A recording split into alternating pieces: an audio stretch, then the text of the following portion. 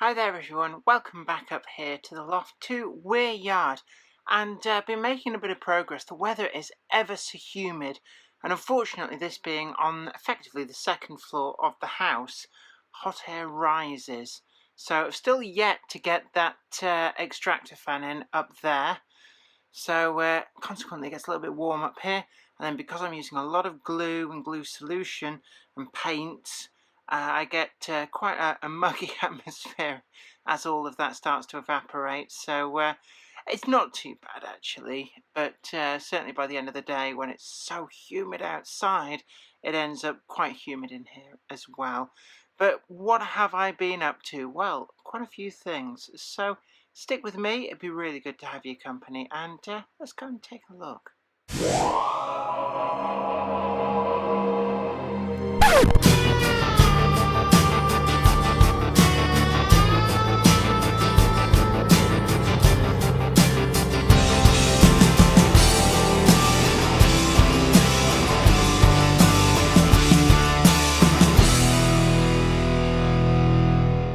I've got a few trees going in, but that's not really the main feature. The main feature, which you've all probably been waiting on, is actually over there in the corner, and you can see, wow, what a difference a couple of hours make. Now that is so difficult to get access to, but I've been managing. What I started doing was I laid the cobbled sheets. These are the Metcalf cobbled sheets all the way down there on the bottom to get basically ground cover. No messing about cutting out for buildings. It's just one big sheet of them, glued down in my usual way. Don't forget you can go back and look at how to lay insect track and cobbles like a pro video to give you some ideas on that. But then I've also used the grass mat to get that suggestion of a hillside behind. It's not brilliant, but I've reached the end of that 10-kilo bag of kiln-dried sand. You wouldn't believe it, would you, given how much more I've still got to go up here. But I have been using some on another super secret project, so I need to pick up another sack of that. There's going to be a load get used up here, a load more gets used on super secret project.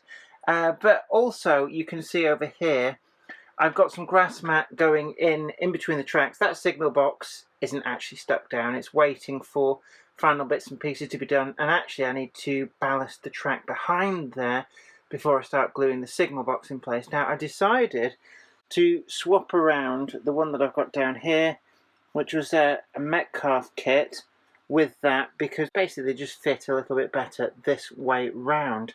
Going back to that corner, you can see, I'm just trying not to cast too much of a shadow, we've got a bit of that hedging in.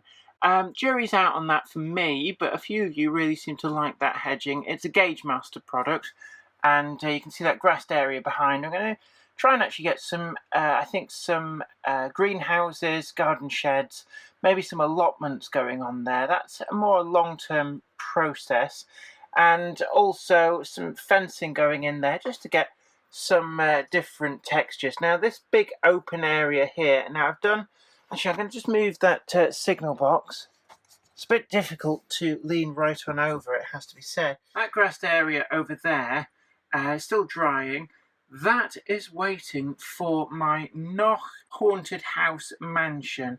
Now there's a few bits and pieces to finish off on that, and what I really want to do is actually maybe build some kind of a plinth for it to go on, just to raise it up, scenic that, and then put it in over there. I'm not going to use the sound. The sound drove me nuts within 30 seconds. It's very easy to get bored of it. But the flashing lights are actually really good, and I'm going to wire them in on a switch such that I can turn them on and off.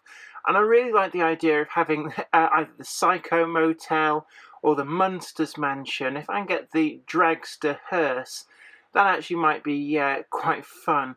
And I am a big advocate of something a little bit fun here and there. Now, what else have I been up to? Well, I've started again. Grass mat's gone in. Nothing's gone on top of this because I'm completely out of sand. And that's pretty much my magic ingredient, is sand into the watered down glue and build up the textures and the layers.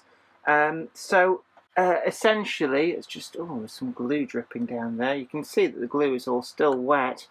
But this is, I suppose, the first pass of my technique. I've done a few videos on that, but with the absence of the sand, which is the magic ingredient for me, I can't really progress any further. So just taking this opportunity to green up some of the areas with just a basic grass mat.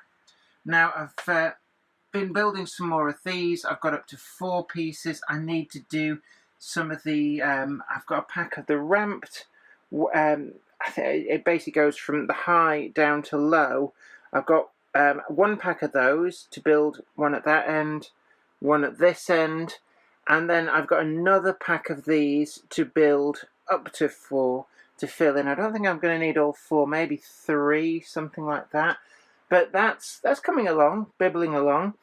And I'm going to set them a little bit further out from the wall, put some distance pieces in, and I'm going to have it so that, as you see over here, I've got some buildings on there. I want to do that so that I can at least have some low or flat relief buildings behind. I think that would look pretty good. Still got this water area to sort out. And I've been experimenting with some of the Pico tufts. They're like static grass tufts but with glue on the back. They peel off this big sheet and get stuck in. So that's pretty good. I'm quite pleased with them. They're a bit expensive for what you get, but I do like the effect.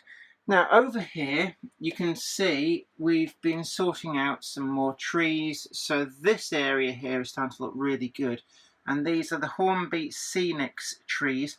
Very expensive, but I'm just road testing a few of these, and I have to say these are a really good product. There's a good range of different trees. So we've got acacia trees, we've got pine trees, we've got a tree with a tree house in it, and I can't remember what these ones are. So there's 3 different trees, and again each tree you can get them in large or small. So I think they're really good. If you've got the money to put in for them, I think they're well worth it, save you building a lot of trees. And you know, if you're going to have this model railway for a long time, then I have to say that as products go, I think you'll get your money's worth. They certainly look the part. Now, what else has been going on? Well, we've also, let me just turn the power on. Now, the final little bit that's been going on is basically with the wiring. So again, not really much to see, but if you look down there, we've got a colour aspect signal, which is all wired up. Got that one working. That's from the Burco range down there. And you might actually see it a little bit better if I try and get down here. So, yeah, really pleased with that. Nice little kits. Expensive to a point, but you get a good kit that does go together very smoothly and easily. Easy to build, easy to wire up, and good effect on there. And actually, I've also wired up all of the point work. So we've finally got access all areas. And I'm going to try and run a camera train round such that you can probably see there I've got some tracks through the yard which I've thoughtfully cleared of stuff, and the idea behind this is that I'm going to try and run the camera train through the yard, get just some slightly different videos going on. So there's not really a huge amount to see in terms of progress. A lot of work has gone on. I've been very busy on this super secret project, and that will continue to be the case for a little while yet. But in these odd moments that I get, then I'm going to try and progress with up here in the loft. And I'm quite pleased with that corner over there. So we've got recycled houses from Bolton Trinity Road out in the shed. They found a new home. Some of my Oxford Rail cars that my father keeps buying me, completely the wrong cars for the job. So I've got lots of convertibles there. We've got my GMPTE bus there, which I do like that, even though it's probably a little bit big for there, but hey, whatever. I'm putting it there. My railway really just wanted somewhere to put it, and I'm quite pleased. It is very simplistic over there, it has to be said, but it fills a very inaccessible gap. Now, some of you said about lighting up the buildings, and those buildings are completely open underneath. So the idea is that I can, at leisure, drill holes up into those houses and add lighting, and that is pretty much what I'm planning to do in the long term. But for now, they're absolutely fine the way they are. Over there, again, that building does have lighting in it. The wires are fed through to it under the baseboard, and it's simply a case of, again, we'll get round to it. And I think one of the other buildings as well that people were quite keen to see me light up, again, completely open underneath, so I should be able to drill up from underneath. A bit more tricky here because it's built up on polystyrene blocks, but I reckon I can get wiring into that building and get that lit up. Not really a great deal of a problem. So there's a few projects on the go, but by and large, Weir Yard is starting to actually look nearly complete. And in fact, before I go, I've just forgotten until now about one of the probably the biggest areas that's been waiting for me to get it done. And you can see here, I finally got this side of the embankment all covered with ground cover. And you may have remember from the last Trains Going By video that I did, well, certainly the first one up here in Weir Yard, this was quite a glaring area in not having ground cover. Well, that has all been rectified now, so I'm going to try and... The light isn't the best, but you can see that actually that's starting to look something like... And actually, from most viewing angles, as a person sat in the middle of here, you wouldn't really see any of this, but from the camera wagon, it just needed to be done, and so really quite pleased with that. This area here, it has to be said, my modelling skills are improving all the time. And that huge expanse of ballast, I need to grass all that. I don't know why I laid it all as ballast, probably laziness. But certainly my skills with the grass mats and such like are so much better that I want to really green up that area. I think I shall lay it. I've just paint some slightly watered down PVA and then sprinkle scatter into there.